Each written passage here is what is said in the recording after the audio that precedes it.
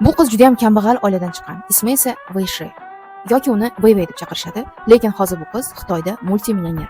Hozir aytib beradigan mavzuyim juda ham qiziqarli va kulgili bo'ladi. Menimcha ko'p yillarga yoqib tushadi.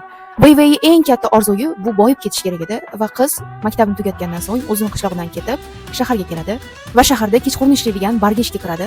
U yerda esa millioner o'g'li Chengping bilan tanishib qoladi. Qiz bu imkoniyatni qo'ldan boy bermasligi uchun multimillioneri doim o'zi bilan olib qolish uchun farzandli bo'lishni xohlaydi va multimillioneri o'g'li Chengpingdan ikkita egizak farzandli bo'ladi. Lekin oradan ozgina vaqt o'tib qiz bitta narsani tushunadi.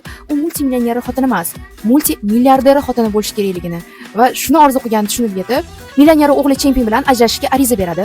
U ajrashayotganda esa Chengping uni turmush o'rtog'i $9 million uni qo'liga beradi va shundan so'ng qiz bu pullarni qo'lga kiritgandan so'ng yuzini operatsiya qildiradi va Xitoyning eng chiroyli aktrisalaridan bittasi Yan Minga o'xshab yuz qildiradi. Weiwei yuzini operatsiya qildirgandan so'ng uni ko'z ostiga olib qo'ygan bor edi. U esa multimilliarder o'g'li King edi va bir kuni u bilan tanishib qolgandan so'ng sekin-sekin Weiwei yana oldingi planini o'ylab boshlaydi.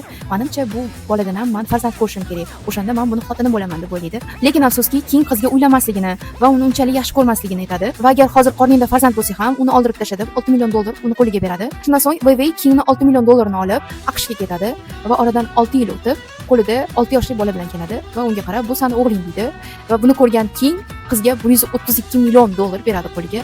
Hozirda Weiwei'ni butun Xitoy taniydi. Shanxay qirolichasi deb chaqirishadi. Uni ko'pgina Xitoy aholisi Imina Mashtaqa deb chaqirishadi.